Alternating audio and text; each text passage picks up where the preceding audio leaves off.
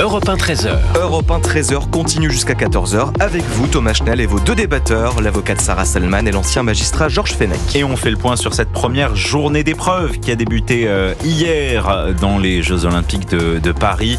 Journée globalement positive selon la ministre des Sports ce matin, mais pour autant marquée par de gros débordements. À Saint-Étienne, il y a eu un envahissement de terrain de la part des supporters marocains. Il y a eu un but finalement refusé par l'arbitrage et un joueur argentin qui explique s'être fait dérober sa montre pour un préjudice estimé à 50 000 €. Vous partagez l'avis de la ministre des Sports qui parle d'une journée globalement positive? J'ai écouté son intervention, c'était, me semble-t-il, sur France Info, où elle explique que c'est une petite intrusion, un petit moment de confusion et que globalement, tout va bien. Donc non, ce n'est pas un petit moment de confusion, ce sont des infractions. Il y a eu des violences qui ont été, des projectiles qui ont été lancés. Donc ce n'est pas un petit moment de confusion et une petite intrusion, ce sont des faits graves. Et au lieu de, de balayer ça sous le tapis, elle aurait mieux fait de dire oui, c'est inacceptable, oui, c'est intolérable et non, ça ne recommencera pas. C'est un couac ou c'est une erreur? Comment on peut interpréter ce premier match? Il faut encore se rôder, Georges Fenech? C'est surtout un très mauvais comportement de la part des supporters marocains, si j'ai bien compris. C'est absolument inadmissible. D'ailleurs, l'un des joueurs l'a dit. Il y a une question vraiment de tenue. J'espère qu'on n'aura pas les mêmes choses dans d'autres stades, vous voyez ce que je veux dire. Mais Geoffroy Guichard, le stade de Saint-Étienne, ne nous a pas habitués à ce genre de débordement. Ça a toujours été le stade des Verts, ça a toujours été l'ambiance. J'ai pas le souvenir qu'il y ait eu des événements de ce type. Il a fallu que ce soit justement en ouverture des Jeux Olympiques pour assister à ce spectacle qui ternit finalement l'image d'entrée de jeu comme ça de nos Jeux Olympiques. Et il faut absolument que ça ne puisse pas se reproduire. L'image du football d'ailleurs qui est un peu le parent pauvre des Jeux Olympiques. Ce n'est pas le sport auquel on pense le plus quand on pense JO. En général, il y a également eu un couac hier lors du match entre l'Espagne et l'Ouzbékistan, un match où les contrôles ont été particulièrement lents avant que les spectateurs puissent accéder aux tribunes. Du coup, le coup d'envoi du match a été donné alors que le public n'était pas encore arrivé. Pourquoi on manque de préparation? Oui, là-dessus, je pense que c'est comme quand ils flashent les QR codes. C'est une fois, deux fois, trois fois. Et bien là, s'ils font une fois, deux fois, trois fois pour je ne sais pas combien de personnes, oui, ça prend du temps. Mais je trouve ça beaucoup moins grave que ce qui s'est passé hier avec l'intrusion, les jets de projectiles et le vol de la montre. Là, bon, ça peut arriver, ils vont se rôder. Ça, c'est presque anecdotique, je dirais. Oui, Georges Fenech. Non, je répète, il faut absolument pas que ça puisse se reproduire.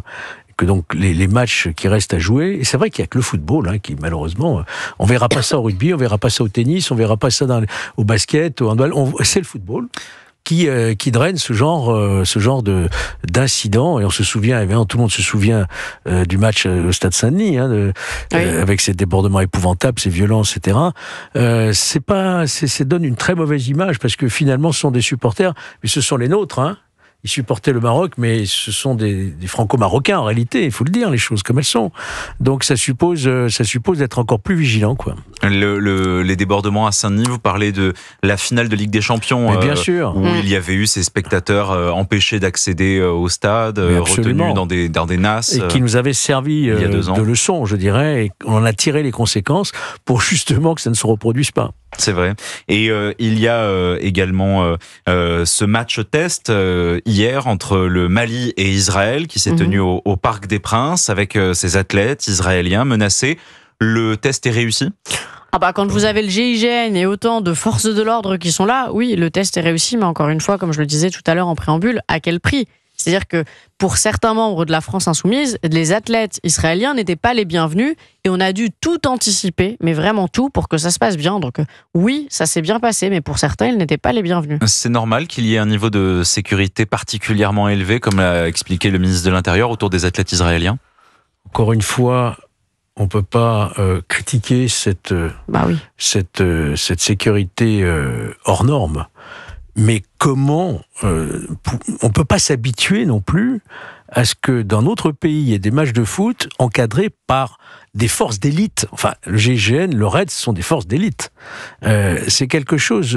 on en parle comme ça de manière assez détendue et décontractée, mais c'est absolument inacceptable qu'on soit amené aujourd'hui, à cause précisément de certaines paroles politiques en plus, qui allument ces braises pour cibler des Israéliens, l'équipe d'Israël, c'est absolument inacceptable. Mais encore une fois, les services de sécurité ont prévu le maximum parce que il y a ces déclarations absolument intolérables et nous avons tous le souvenir de 1972 avec les athlètes israéliens, 11 athlètes qui avaient été assassinés par le groupe Septembre Noir. Donc on ne peut pas laisser la moindre faille dans cette sécurité. Ça fait penser aussi à Eden Golan en Suède pour l'Eurovision qui a été complètement bunkerisé dans sa chambre d'hôtel et heureusement on n'a pas fait comme la Belgique qui a choisi de délocaliser le match du 19 juillet dernier. Donc moi je préfère qu'il y ait un dispositif de sécurité hors norme, mais que les athlètes israéliens soient quand même les bienvenus. Et on a entendu l'hymne israélien qui a été sifflé, c'était déplacé. Ah bah oui, c'est déplacé. Enfin, là on est, c'est de l'incivilité, c'est de la bêtise, et je ne sais même pas s'ils savent eux-mêmes pourquoi ils font ça, parce que dans leur esprit ils associent les athlètes israéliens à M. Netanyahou et au conflit israélo-palestinien. Alors, ça n'a strictement rien à voir. Donc là, c'est de la bêtise, de la méchanceté. C'est de la manipulation politique de vouloir attacher forcément une délégation sportive à un gouvernement ?